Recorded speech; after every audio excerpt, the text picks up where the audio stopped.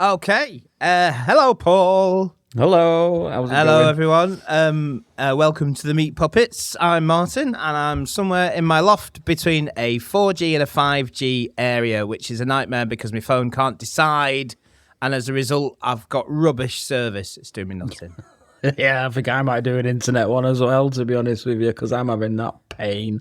Yeah, I'm somewhere between, I'm not going to name the service, and buying Elon Musk's Starlink. Do it. Yeah. So, going back to something we tried in an old episode, you meant to start with a story that's kind of connected to your theme. This one isn't really, but I'm going to do it anyway. All right, go on then. All right, I'm going to start with a story, Paul. You ready? Go on. Yeah, I am. All right. I was the first gaming streamer. Yeah, right. Yeah, no, I was. I was. This was even before streaming was a thing. Go on then. So, young Martin had a Commodore 64, and he was obsessed with a game called Turrican 2, The Final Fight.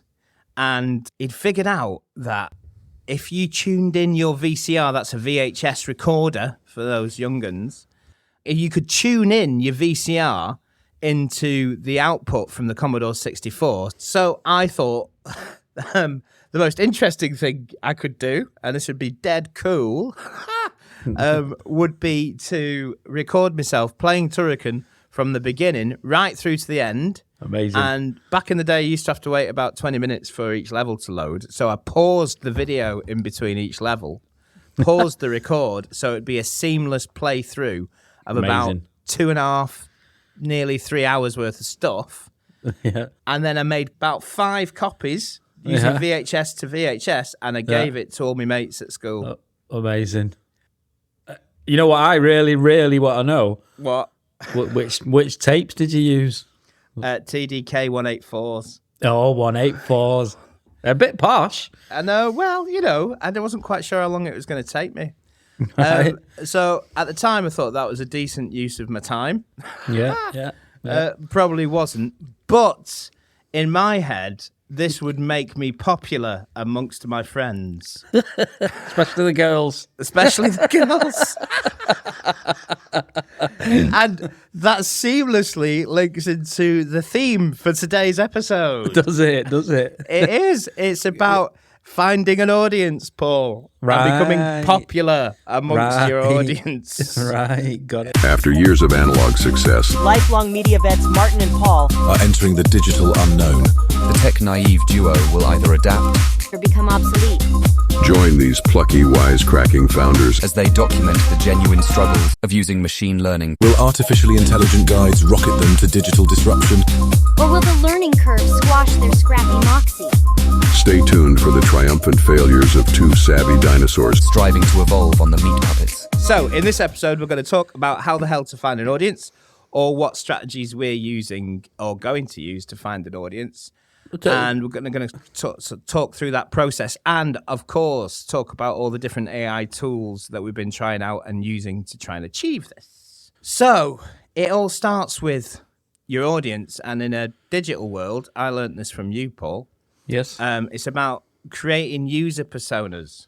Yes. What the hell are they? I do know. I'm just saying that as a device. So yeah. So I tell you what they are. Yeah, exactly. Yeah.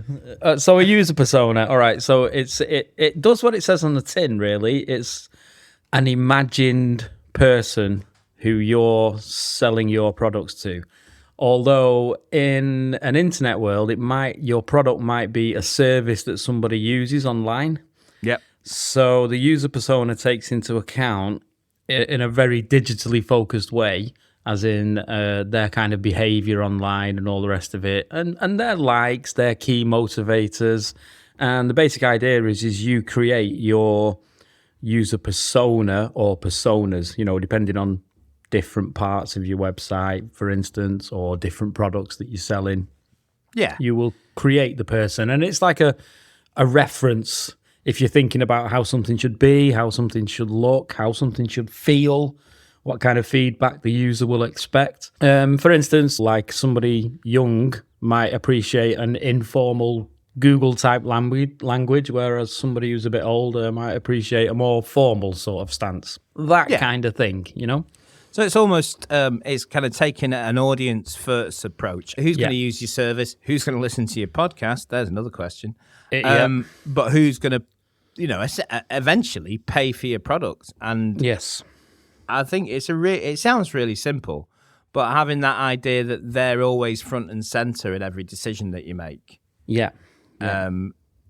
How successful we are at that is a different matter. But Yeah, we have created some. They are there. Yep, we have user personas for this podcast. We do. And we've got user personas for different brands. One bit I like about it is identifying what their key challenges are or what their pain points are. And then that's a really big part of it, And then hopefully the product or the service or the content that you make will go some way to solving that. So you have a value proposition. So you are of some value to your users, hopefully. Yes, yeah. It's a really good thing, actually. Yeah, and we've been using ChatGPT to help us with that. We have. I remember ages ago when I used to do videos for retail people. Yep. And they used to call them customer profiles. Yeah. And we used to go out and make big, long videos about their typical customer. This was a really well-known shoe brand where you might get your kids' shoes from for school. I've come into contact with them from the other side when someone's asked me to make a video about this imaginary person. Right, But now I think I understand it. So what we're saying is think of your audience first, and then we create these user personas. Yes. The next challenge after that is how the hell do you let them know that you're there? Big challenge.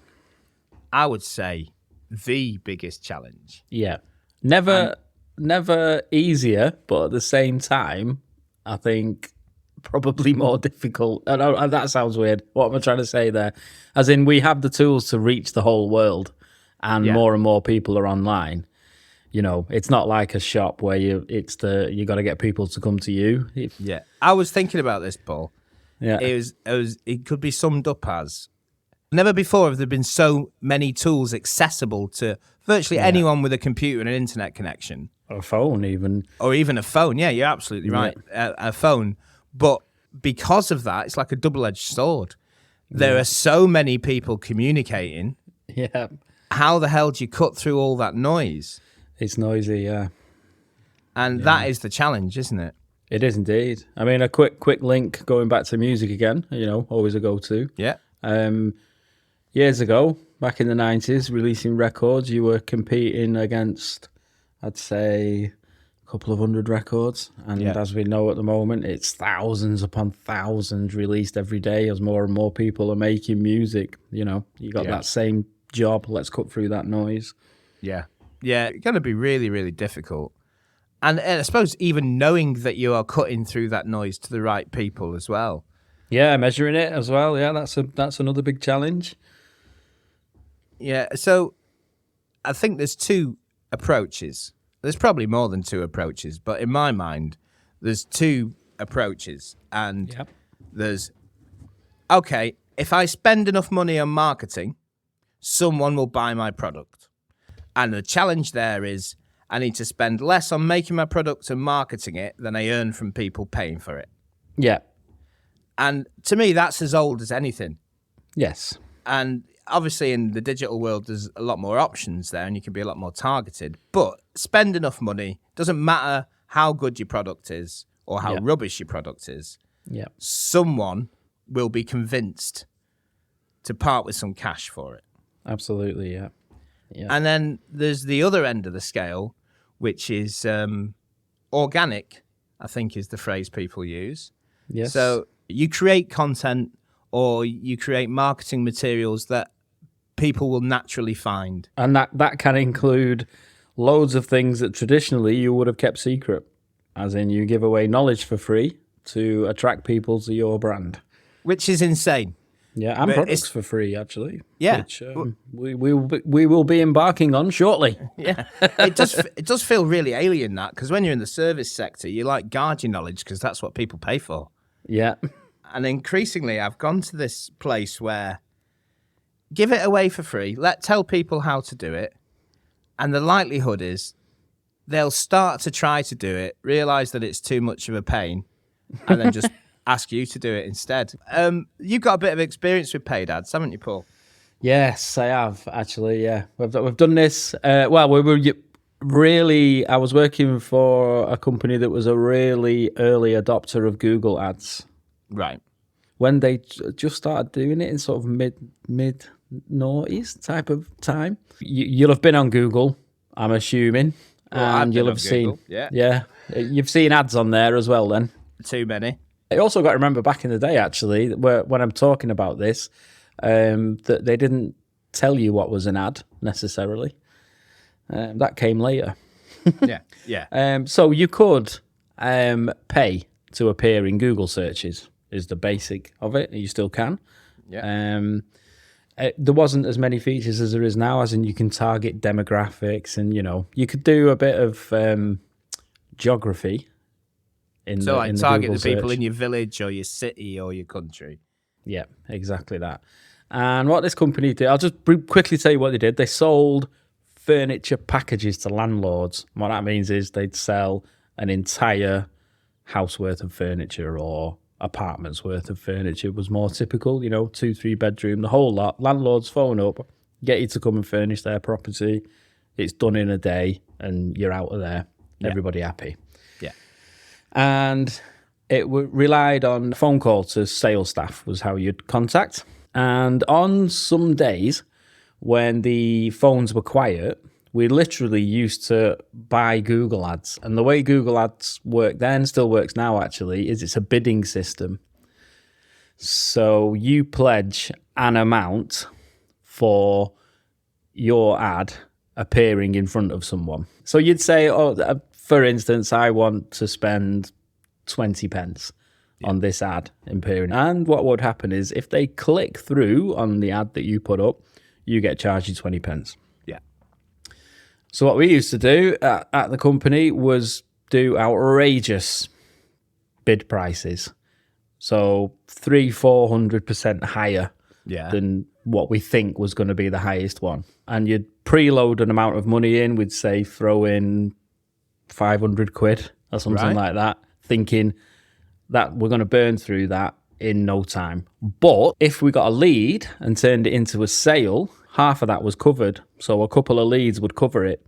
And so we literally used to turn the bidding on an outrageous amount. And within 15 minutes, the phones would be ringing and then we'd turn it off. It was great at the time because nobody else was doing it. Am I right in thinking you only pay when they click? When they click, yeah. Can you not just put your phone number in the ad so they just phone and you don't pay for it? Yes. Did you do that? Yes. Amazing. Amazing. So put an outrageous bid on, you get the ad, nobody clicks, but you get the sale. Yep, yeah. I'm not sure if that still works. Don't know, to be honest with you. So that's what we're going to try and find out, isn't it? Really? Yeah. And try and see what we can make work. Yeah. Other thing you hear a lot about in marketing speak, and we've been talking about a little bit, is funnels. And I suppose the concept here is how do people get to the point where they've just clicked buy? Yes. I'm working backwards from there. Yeah. And so a customer journey could be, okay, in a paid sense, saw an ad on Google, clicked it, read about the product, thought, ooh, that's really useful. Yep. I'm going to buy it. Yep. Or it could be as simple as saw a comment on a Reddit thread. Yep. With a link in it that took me to the page. Yep. Looked at some frequently asked questions, looked at some reviews on Trustpilot, then eventually made me way back and made a purchase. Or friends shared something with me online, clicked to that, then saw what the company was, thought they were interested. Oh, the list goes on. In a digital world, there's hundreds of funnels.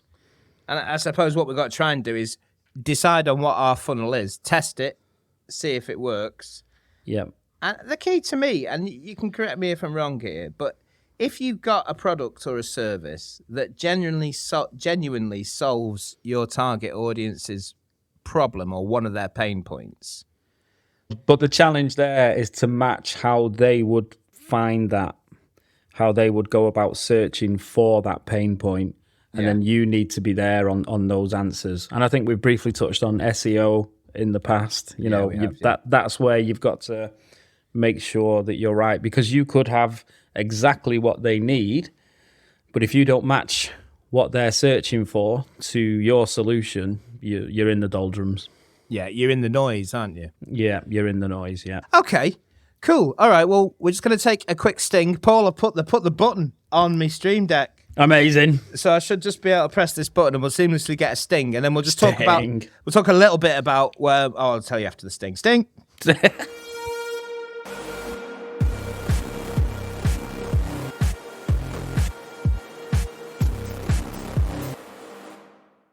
Seamless. This week, we've really been talking about a strategy about how we find an audience, because we're getting ready for our first product launch. Yeah. And we've been talking about, well, what marketing do we do? It is a little bit more complicated than that. And I know we're going to touch on it later on.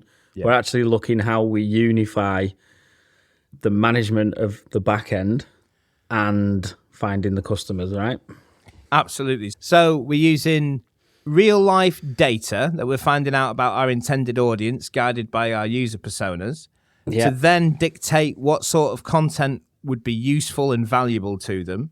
Yes. Which will then hopefully mean they enter our sales or marketing funnel, find our product and want to buy it. Yeah. That's cool. Yeah. It sounds dead easy. Yeah. But it's not, is it? No. No, it's not. I'm sure it comes easy to some people of a different generation. One thing I've noticed this week is we started talking about what platform is our audience on. Yes. As in, are they on LinkedIn? Are they on Facebook? Are they in Reddit? Are they just searching Google? Yeah. And it seems to me that we've just got to pick one that we think's likely. And we have. So what we picked? We picked Reddit to begin with. Now, you're a bit of a Reddit authority, aren't you? I don't know about authority, but I've been on there for over 10 years and more actually. Yeah. I'm a bit of a knuckle dragger when it comes to Reddit. Right. I've only really started to get my head around it. But those who don't know, Reddit is considered to be one of the front pages of the internet. Yeah, and that's how I don't know if it still does that, but that's how it branded itself, to be honest. Yeah. And one of the things we did mention last week is that generally information flows from Reddit to more traditional social media platforms to then legacy media. Yeah, there is another layer prior to Reddit, but we're not going to go there. No. I think that would be definitely labelled as not safe for work. Definitely, yeah. Which there's enough of on Reddit, and you know. So we've come up with a little bit of a Reddit strategy. And one of the questions that always pops into my head when you're doing this is, who are you on Reddit? Are you, Paul Billington and Martin Riley? Yep. Or are you the Meat Puppets? Yep. Or are you Warehouse City Sounds, which is one of our other brands? Well, I think we should be people. And I think you can actually on Reddit associate a person with a brand. And you quite simply do that through a username. Reddit is quite a personal space. There are ads on Reddit, you can take paid ads out, but it's definitely more of a personal thing. And I think you can engage with people being a person more honestly. And you're talking about giving value to customers. It definitely is on Reddit more personal, as in if a person gives some advice to someone, that's seen as more valuable, than a brand obviously trying to shove something down your neck. But then, weirdly, we've said that we're going to appear as our brand on Reddit, haven't we? But personally, that's the key difference. So we are going to start promoting this podcast on Reddit. And so our username should reflect that we're from a podcast. And the idea behind that is we will search for content that we know we're going to cover or have covered and join in the conversation. But also using that the other way around as well, seeing what the conversation is. Yes. And seeing if we've got any value to add to that. Yes, correct. Through our collective experience. So, for example, I'd be Meat Puppets Martin and you'd be Podcast Paul. No, that's not what we discussed. If you just come up with that now, I have, yeah. I'm not having it. Sorry, I'm Paul. not having it. Yeah, no. I was I'll be reading Meat Puppets Paul, something like that. Yeah. Oh, wait a minute, I'm thinking about it now. Yeah. I was having a troll through Reddit this morning. Yeah, About looking for what other people are doing on this. yeah, And this is, we haven't discussed this, but I noticed that some people were suggesting they're going to set up their own subreddit for their podcast. yeah, And they've been using that as their podcast webpage. yeah. I was considering that myself. I mean, I think you've probably got to have some kind of audience first to get there. But I love the idea of that because then you can talk about the content of the podcast directly on that page. Yeah, And link content, etc., etc., etc. there are challenges with that. About moderators, as in like how active you have to be as a moderator, and if Reddit spot your assigned moderator has not been anywhere near that board for X amount of time, and it's quite short periods of time, Right. your subreddit gets kicked. Okay, I understand. So you might invest a load of time to it, go on holiday, come back and find it's gone. Yeah, The difficulty I have with it a little bit is that we were trying to build a company that wasn't built around us two yeah, and our skills and knowledge. And we were really trying to package up that skills and knowledge into a company. yeah. So I do have a little bit of difficulty with that. I think you can hand it over quite genuinely though. Yeah. And that idea of transparency fills me with absolute dread. But it feels really good and wholesome. I know that sounds really cheesy. Yeah, Kind of frees you up just to say what you think. It's good. yeah, absolutely, yeah. Okay, so we're planning on using Reddit as a place to market ourselves and maybe the start of our funnel, but we're also using Reddit as a source of what are the conversations that we should be Yes. having, and maybe start a couple of conversations of our own. Yes. So if we're doing all that, then, well, we're going to need to generate some content, Paul. We've got a podcast. Yeah, which is great. We're doing that. Now, my brain, just because I've spent the past 20 years in it, as soon as you say content, straight away jumps to video. But I don't think that's necessarily right, is it? Not necessarily. Obviously, it's a huge part of online content, but it can be just a simple image. It can be a piece of text, quite as easily. And we're planning on trying to use AI tools to try and help us with the content generation process. We are. So, rough strategy is that we're going to use Reddit as the front end. We're going to use that to find conversations that we should be talking about, but also to start our own conversations. And as part of that, we need to actually generate some content. Is that right? Is that what we're saying? That's what we're saying. Yeah. That's what we're saying. Cool. All right, I'm just asking. So we're going to use AI tools to help us create all this content. So Definitely, after this sting, we're going to go and chat through a few of those tools and see if they can help us. And maybe talk a little bit about the old way we used to do it as well, because creating content used to be our entire business. Yeah. So anyway, I'm going to hit the button on my Stream Deck again. Do it. Ready? Sting. Doing it.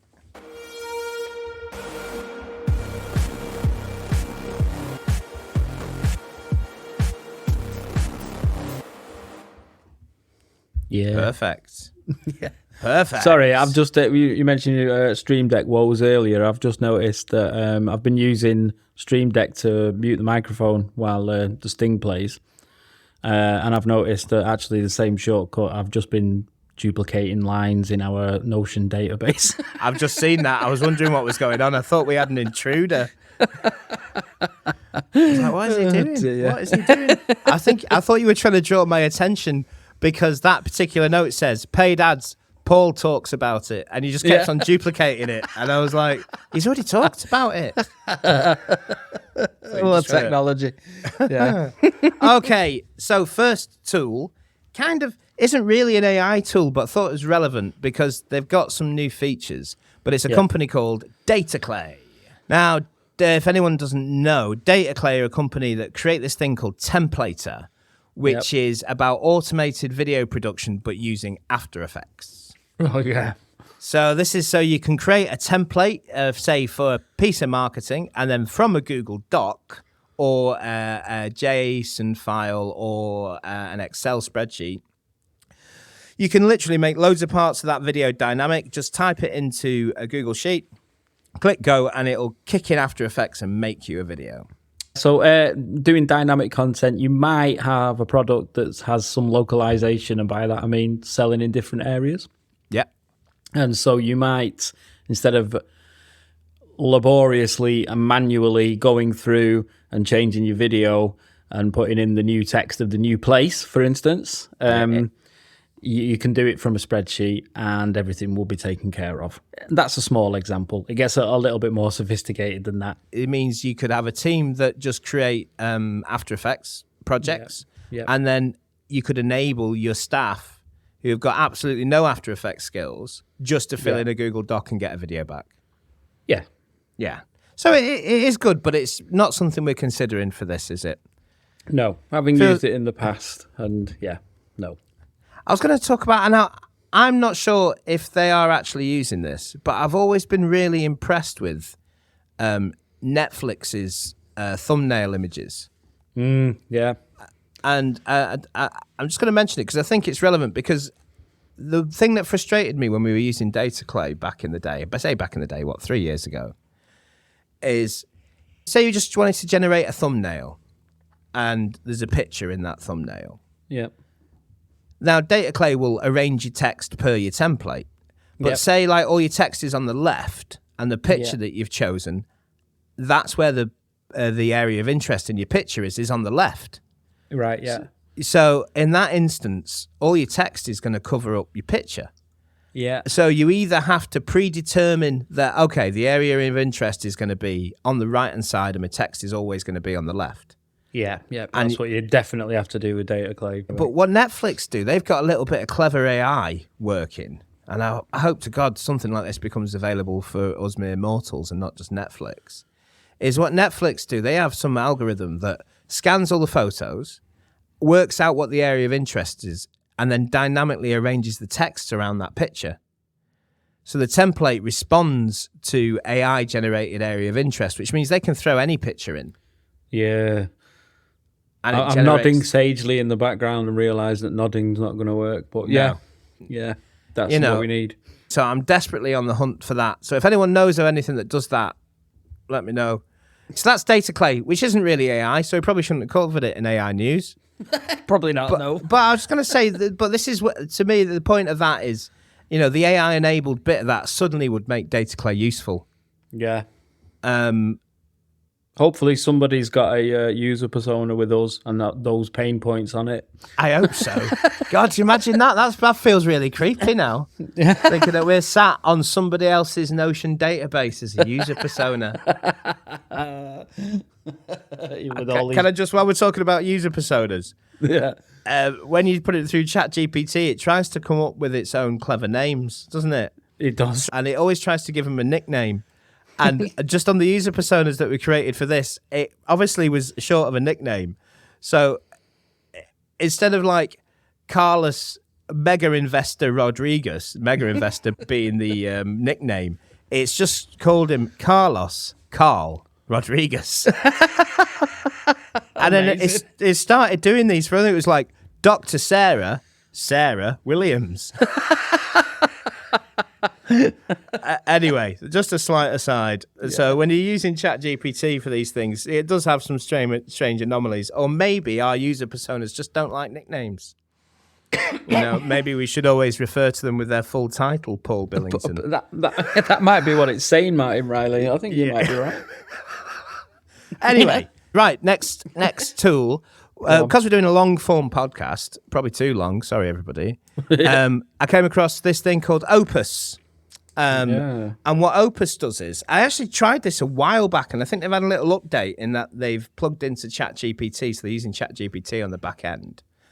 And so you give it a link to a long-form video. Yep. And then it uses AI to work out what that content is, and then create short, shareable clips. Yeah. Out of that content. And the weird thing is, it doesn't even have to be your video. You have to tick a box to say, I have, the rights to use this content.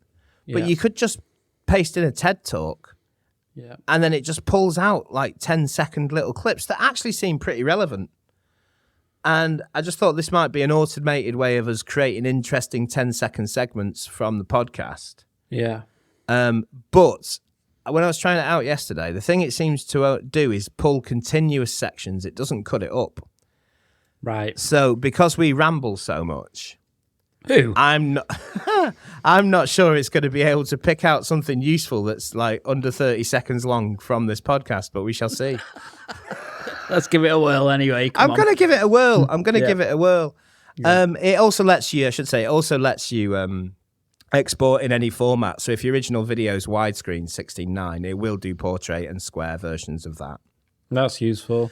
And it tries to intelligently pan and scan, to use an old Yeah. TV term. Yeah, yeah. And sometimes it just shrinks it down. Yeah. Gonna have a little bit more play with that. Next one is this thing called HeyGen. HeyGen is basically you can upload your voice. So we've all talked about voice training models before, and it trains on your voice. And then you upload your image as well. Yep. So you upload some footage to show that this is you. And then it creates you your own pretty damn well like life 3D avatar, Yeah. which you can put in any location, and you Yeah. can type some text and it'll give it a message. Yep. But when they did the sign up, this is what I just have to play. So I'm going to play a little clip from a HeyGen generated video. And when they launched, they'd trained the model on their managing director. Right. And the idea was when you sign up, to prove how good their technology was, you type in a message that you want their managing director to say. And they send you a video back with this in, which is dangerous. They must have known. I know. They must have Well, thought, okay, let's go for it. Yeah, well, the fact that we're playing it here says their marketing strategy is working. Absolutely, yeah. But this, I stumbled across this on Twitter.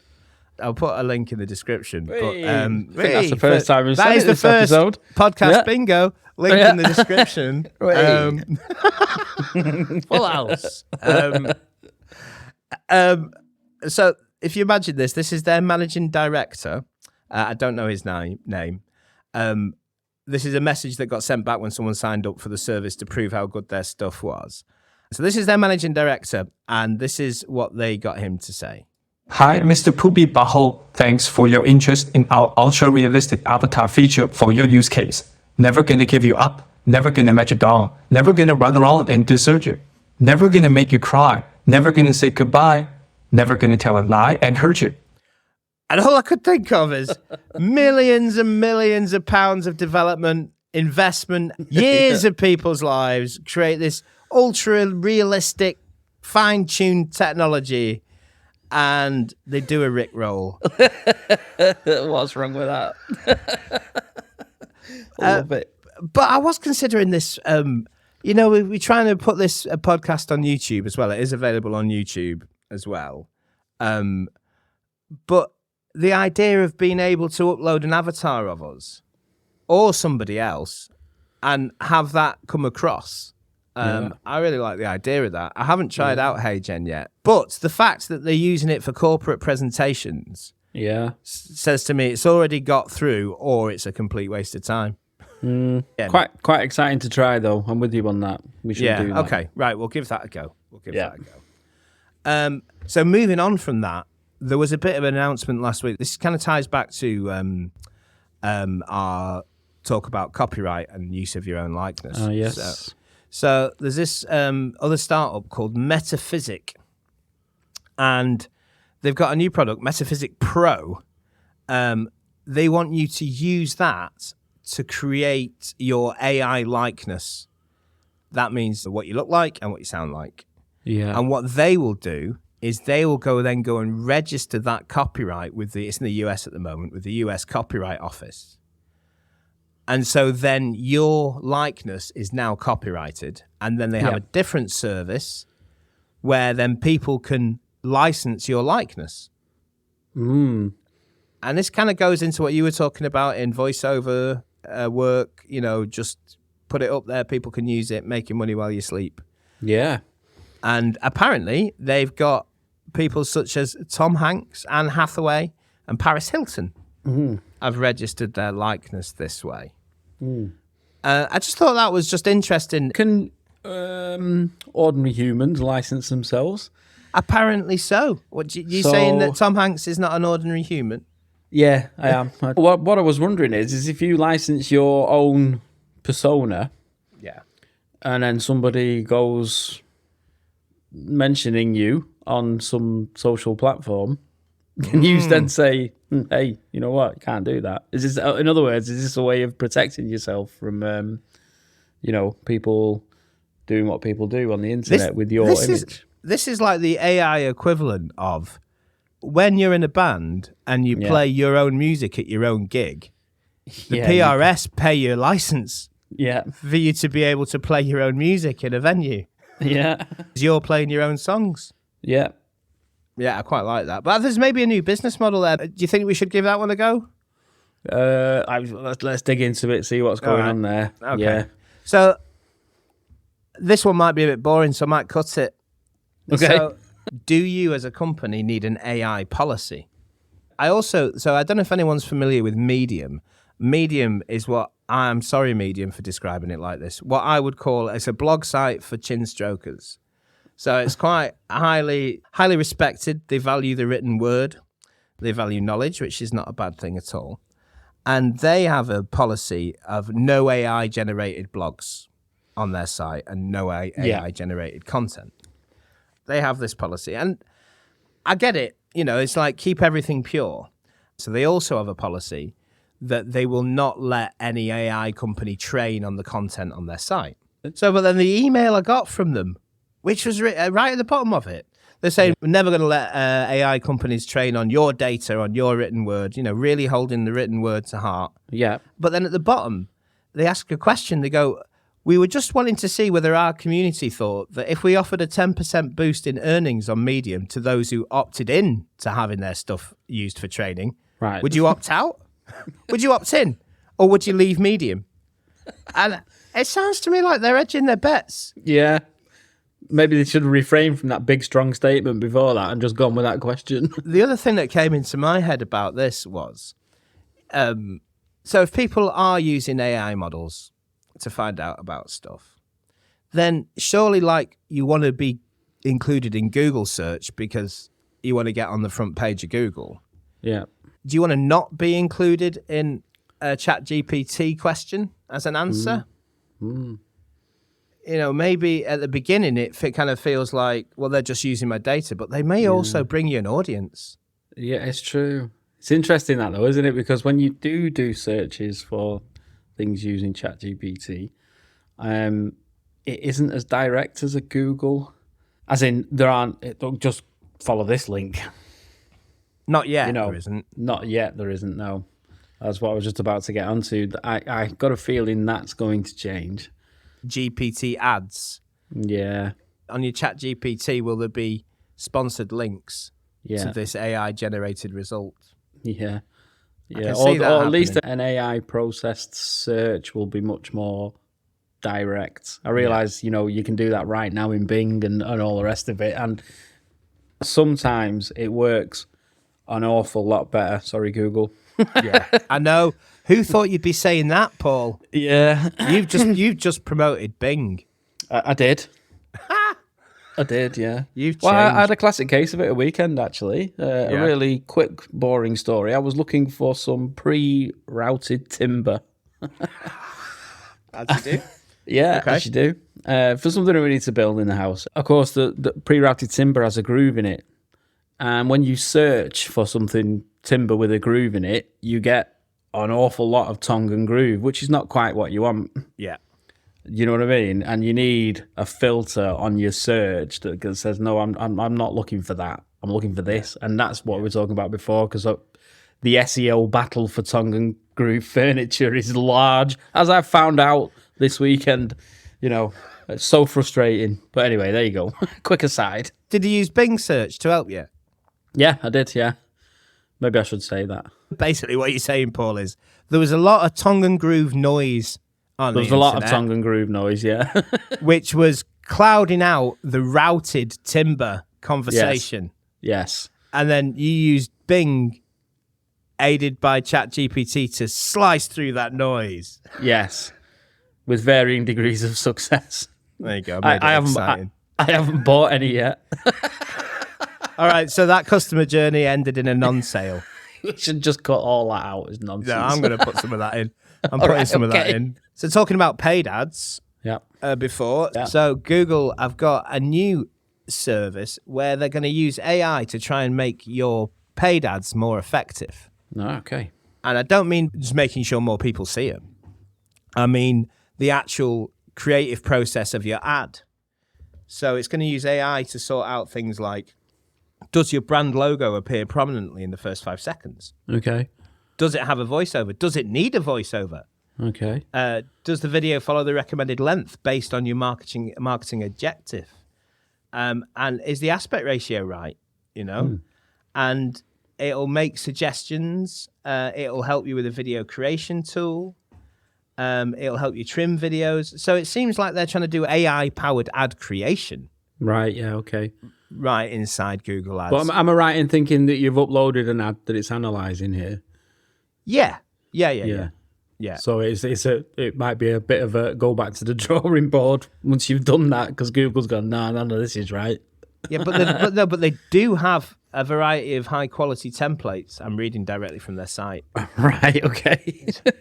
So we'll guide you to trim your video, or if you're missing a horizontal or square video, you can easily create one using a variety of high quality templates. No. Okay. Okay, so I might actually give that a blast. Yeah. Okay. Sounds interesting. Yeah, because having the idea of content creation within the platform that sells the media space, I think that's quite interesting. That. Yeah, that is. Yeah. So there's an old app which has got some new tricks, Paul. Go on. Which app is it? It's Canva. Oh. I know. And it does make you think like that, doesn't it? Just like you go Canva, you go, But maybe that's just us being old. We tried it a long time ago. Yeah. And it was painful, wasn't it? Yeah, because I'm not going to diss Canva because an awful lot of people use it.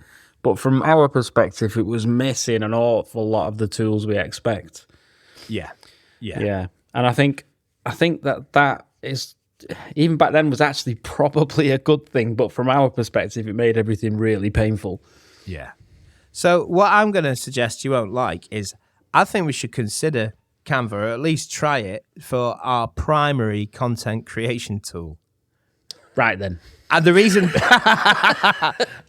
being, I have been banging on for a while about how if any of these tools want to survive, they've got to start folding in these new AI technologies into their primary offering. Yeah. And we talked about that with Adobe doing that and sort of going all in on it. And I think Canva are doing the same. Right. They've got this thing called Canva Magic is how they're selling it, which does make me cringe right away. Yeah. But they're using Runway Gen 2, so you can create video from a text prompt inside Canva now. And it's using Runway Gen 2. And it means you don't have to have a Runway Gen 2 subscription. You just have a Canva subscription. Okay, yeah. They can do text to image. Okay, yeah. It'll do that. If you've got a portrait image but you want a landscape ad, it'll sort that out for you. That's outpainting. Outpainting is adding some more. Thank you for that, Paul. Yeah, no problem. It'll also reformat existing content. Yep. So if you want to reformat a square ad as a portrait ad, or if you want to then repurpose that as a news report, it'll do all of that for you using AI. Okay. It'll also do your text as well. Okay. So, you can tell it what your ad's about, your main sales points, and it'll draft you some copy. Right, okay. It does that with inside it as well. You can do, so, if you've got I think this is in painting. So say in your picture, you decided they're wearing the wrong clothes that aren't going to connect with your audience. Yeah. You can just magic edit the picture, Say they're wearing a really stuffy jacket and you want them to wear a floaty light jumper. Don't know why. You can do that through the text as well. Okay. And you can also animate stuff with it. Okay. So you could drop some text in and it'll animate it. So it seems like they've just gone right in for everything. Yeah. Okay. Well, then let's have a look at that as well. yeah. Oh, you know what? Are you going to put the link in the description? I'll put the link in the description, Paul. Yes, link in the description. I meant to say that all the time. I know. Link in the description. Well, we said it about 2,000 times last week, so Now, obviously, we may have generated our user personas, and we're imagining what our customers want and what they think. This is my tenuous link into a load of news that's happened this week Oh yeah. about understanding the brain. So not text to image, Right. thought to image. Oh wow. That's a whole other level. We're getting into dystopian future stuff. Only from a light mind of someone like you, Martin. It's too much sci-fi. No, and well, me as well. I'm going to put myself yeah. in that category, to be honest. When one of the people at the forefront of this is Meta, Oh. and what do Meta sell a lot of? VR headsets. I was going to say lies, but Paul, can't say that. This is opinion only. This is opinion only. Flux QX Limited cannot take responsibility for the views of what is said on this podcast. Oh, sorry. Paul, we're almost over then. Oh, it's not... Yeah. Let me just read what they said. So, a predictive AI model can generate what it thinks people are seeing from their brain activity. And I think it's not going to work. What? It's not going to work. It's not ever going to work. Go on. What do you mean? Because there's no way in hell someone can concentrate on what on actually what the image should be like. If you know what I mean, it's just going to catch loads of people out. There'll be loads of random things appearing on. Yeah, I didn't think about that. That's the Stop system thinking going wrong. about that. No, I didn't mean that. I didn't mean that. That exactly that. That's all that's going to happen. Fair enough. Anyway, Fair. I was picturing an old colleague of ours. There'd just God. be loads of All right. goats. Yeah, loads of goats. You know who you are. Anyway, You're right, Paul. But the main point I was thinking about this was that the tech doesn't require to put wires into your brain. It's apparently a mat that just sits on your head. Okay, wow. And the main thing that Meta kind of pushing forward is the fact that it's real time. Reading down into the notes on it, apparently it only works when you're directly looking at the picture. They say they've had real trouble, and they might just be a lie. They say they've had real trouble just creating imagined pictures. Yeah. Maybe they've just had a real time being able to show anything. Yeah, exactly for the reasons I was saying before. No one can concentrate enough. Yeah. You know what I mean? It's like your mind wanders. This is... Oh, Paul. Oh, he's taking me to really dodgy territory and trying to dig my way back out of it. No, a car enthusiast will just be thinking about cars all the time, you know, Exactly. stuff like that. Yeah. Exactly. Yeah. So you want a cereal box, not a sports car. Oh, sorry. So you've just made what I thought was going to be a really useful tool seem like completely unuseful. Well, even the fact that useless. you gotta imagine the picture that you sat down in front of just seems like a preposterous waste of time. I've already got a picture of it. I know, yeah. How much money have they spent on that? Oh, anyway. Well, anyway, if you feel like it's relevant, feel free. There's a link in the description. You can go and have a look. Oh, God. Anyway. Right, 2 more stories to do. 2 more stories. Okay. We have done some content generation in the past, and what we've been doing is generating little trailers for this podcast and putting them on LinkedIn. And maybe that is the funnel that you entered into even listening to this. Who knows? But they take a little bit of time to do. So we were playing with using AI to create some stuff. And we did it for the first time properly on the last episode. Yeah. But we rambled on about Descript's text to voice feature. Well, they've had a big announcement this week. Is they basically slagged off their old tech and said their old voice model was old and tired and barely useful. And they've released a brand new one. And the headlines of this is that instead of taking 24 hours to get your voice model back, and you have to put up about 45 minutes worth of talking, you now need to read a less than 30-second script, Yep. and then less than a minute later, you get the voice model back. A minute? Yeah, less than a minute. Wow. And I've tested this, and my voice model is infinitely better on the quick one than the one I spent ages doing. Oh, amazing. Which is kind of frustrating thing about working with things like this, because you spend ages doing something and then 2 weeks later someone releases something where you never have to do that again. I think we've covered that in every I know, episode. it's It moves so so frustrating. Fast. It moves so fast. Yeah. But apparently over the next 10 weeks, Descript are going to be dropping loads and loads of AI features. Right. Okay. Apparently. I think there might be some corporate shenanigans going on here as well.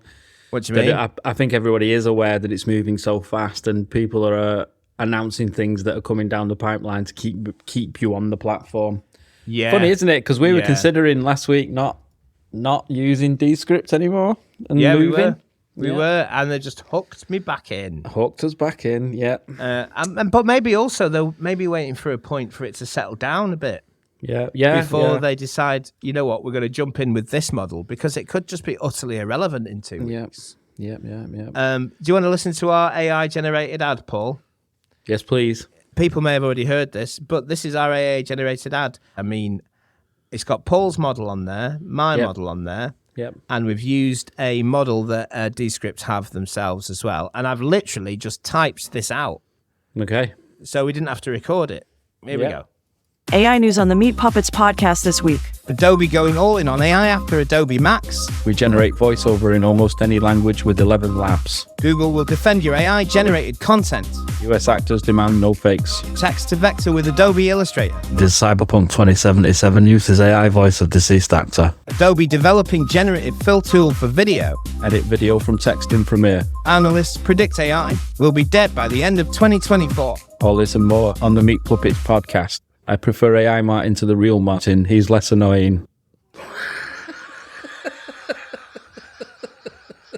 Oh, I do like it. You know what I quite like about it is how deadpan your voice model is. I know, I'm just going to say I'm really deadpan. And it's given me a bit of a thicker Manchester accent as well. I said has. actor. Whereas mine, it's made me a little bit more southern. It always seems to do this. Not that deadpan, am I? I might be. I don't think you are. I don't All right, think good. you are. But what I quite like about that is it's got its own personality, that weirdly. Yeah. Even though I it's like an it. AI-generated ad. So I think we're going to be doing more of that. Yeah, good. It's good. Okay, last story, which is we can kind of look at the results of next week. So when we were in traditional media, the thing they used to do all the time to encourage people to get on and make stuff was they always used to do a 48-hour film challenge. Yes. Which is a challenge put out by various different sponsors or manufacturers, and say, right, you got 48 hours to make a film, go out and make it, upload it to here, and we'll pick a winner. Right. So RunwayML, who we covered a little bit earlier when we were talking about Canva, they've launched a 48-hour film challenge, but completely using their generative model to make your film. Right, okay. And I'd love to say go and enter it, but you can't. Oh. Because by the time you listen to this, it'll already be finished. Ah. But it ends in about 4 hours from when we're recording. Right, okay. But go and have a look at the results. Yes. I'll put the link in the description. Bing! Podcast bingo. But I think this is, they're definitely trying to place themselves in that. Talking about funnels and marketing again. They've created this thing that means you can create video. Yeah. And they seem to be firmly aiming it at the traditional video creation community. Yeah, the creative film space. Is that the right thing? I know what you mean. Yeah. People making movies, shorts. But then and, it's like the people who value authenticity and craft. But I think what I'm really interested to see with it is the challenge I've found with all generative AI stuff is the ability to direct it really well. Yeah. And get reliable, repeatable results. Yeah. You can't do pixel to the left No. in generative AI. No, you can't. You really can't. I've tried. I've been playing with Stable Diffusion a lot, and with subtle changes, you end up with vastly different images. And I'd say subtle changes to your prompt, for instance. Yes. Getting that consistency. or it not having that consistency makes it really hard, I think, for people in a traditional video production or graphic production world. Makes it really difficult because you have to reimagine how you're going to work with your clients. Yeah, absolutely. Yeah, but at the same time, that is quite exciting because we will have a generation of people doing that. Yeah, who knows what we're going to end up with? I did a traditional media production job. Yeah, for a very well-known celebrity person. Yeah, and we were using some generative AI. I won't say exactly what it was, but I'd done something like 3 iterations before. They go, "Oh, can I have that?" But with that iteration of what you did before. And it was weird because I had to say no. Right, yeah. Because the chances of me being able to recreate what I did before, even using the same prompts and the same seed. Interesting.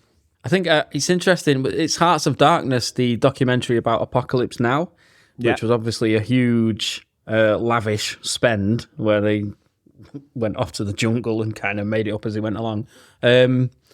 But I think Francis Ford Coppola in that movie mentions, I'm going to paraphrase now, but he says, access to technology, the next great filmmaker could be an 8-year-old girl from Wyoming, I think we might be looking at something similar like that, with a whole new suite of tools and a whole different way of thinking.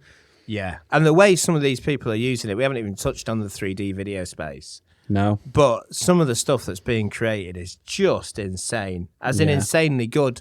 Yeah. Not really sure how to consume it yet, but it's amazing. Yeah. Okay, there is some other AI news this week, but I think we're going to leave it there with a story about a 48 film challenge you can't be part of. Awesome Sting, again. Sting.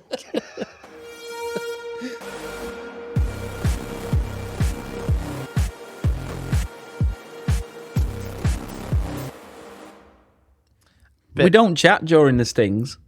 No, we don't. No, we leave them playing. Just letting people know. I always imagine, when somebody's doing something like that and a sting comes on, that they're having a chat. The way newsreaders always get caught out and stuff. Yeah, maybe we should start having a chat during the stings and then publish those bits. That could be our social media. I don't know. Yeah, maybe. Yeah. just be lots of swearing. So in this bit, we're meant to do like a big business decision about what our marketing funnel is going to be, what our marketing tools are going to be, and the truth is, we haven't got a Scooby just yet. No, is that? We're roughly saying Reddit, like we said before. Yes. Yeah, that boils from a decision that we have made, which I think is start with one platform and try and measure the impact. Yeah. Whereas if you go all out on everything, you'll quickly get lost. And I think we have got some guiding lights as well about genuinely creating value. Yes, absolutely. And not just spamming your marketing content in, which Reddit doesn't seem to allow anyway. They seem to kick you out if you do that. Yep, exactly right, yeah. And so one of our mutual friends said, if you want to make everyone interested in something that you're talking about, relate it back to football, which isn't part of my world. So I'm going to say you wouldn't walk into a Manchester United pub and strike up a conversation about quantum computing. I think you're dissing United fans there. Oh. You know what I'm saying, though, don't you? It's like make sure it's relevant to the conversation. Yeah. And I think, which I do too much of this podcast, people hate being interrupted with irrelevant crap. Yeah. It kind of really kills the conversation, doesn't it? It does, yeah. It really does, yeah. So don't listen to this. Yeah, don't listen to this. And then it's all about then the return on investment. But I don't just mean money. If you're talking paid ads, obviously it's money, but it's also time. Yes. And we're talking about starting this in a very manual kind of way. As in, we're not talking about using bots to get into conversations and all that kind of stuff. No, we're not. We have talked about doing that, but I don't think we kind of question the value to it. Well, I think we start in a manual way to look what we need to build for the automations. Yeah, and then It's bring that AI into feedback it. loop. Yeah, Yeah. it's that feedback loop again. Yeah. Yeah.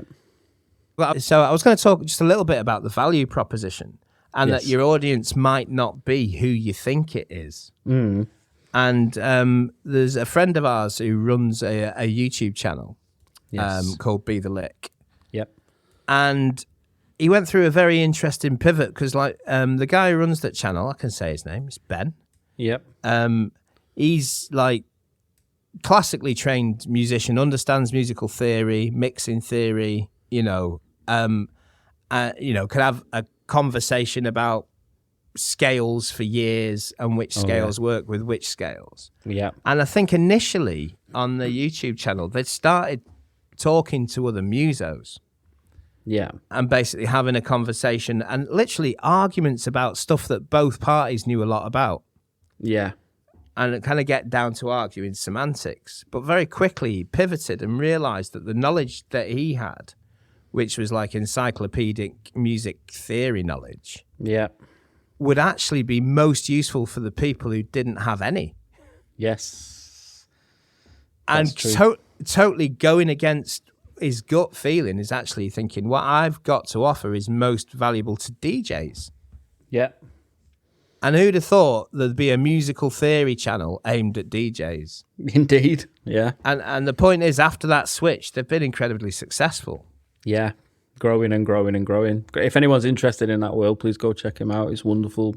Yeah, it's called BTheLick, the link in the description. And if you're interested in creating your own music, really, really useful. Yeah. And a really good community, it seems, he's building there as well. Yeah. I think it's just being open to think that where you think your audience are and where your gut tells it they are might be completely outside of your current experience or even thinking. And this is why I think using some data to drive those decisions. Yeah, absolutely. Yeah. It's dead easy to say, but I think it's really difficult to do. Yeah. So I don't think we're going to come to a decision this week. We're going to delay it and iterate it. Yes. But we're going to get stuck into content creation using some of the tools. We're going to have a look at Canva and we're going to have a look at Reddit. We are indeed. Yeah. Watch this space. We'll get back to you at some point. Probably not next week. No, we'll probably, like we did last week, we teased something last week, which we haven't done this week. Did we? Yeah, we did. Oh. Teased something about Warner's signing their first AI act. Yeah, we did. But we haven't talked about it. No, we haven't. That'll also come later. Later. Sting, pressing the button. Getting you out of a hole there, Paul. Here we go. Thanks.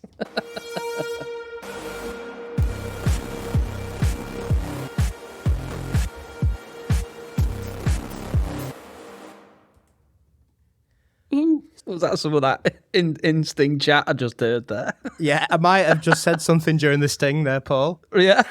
Anyway, I'm going to let you wrap this one up, Paul. Yeah, I think we've gone on too long, Martin. I think we should just leave. Okay. Well, Yeah. I'm just going to quickly say this really quick. Go on. Okay, we're on Twitter. Probably not for long because we'll be on Reddit, but you can find us at Meat Puppets Pod. Yep. We've got a YouTube page at Meat Puppets Podcast. We do some tutorials. We've got a LinkedIn page, but that might have all changed by next week. So Yeah. bye. Bye. Bye, Paul.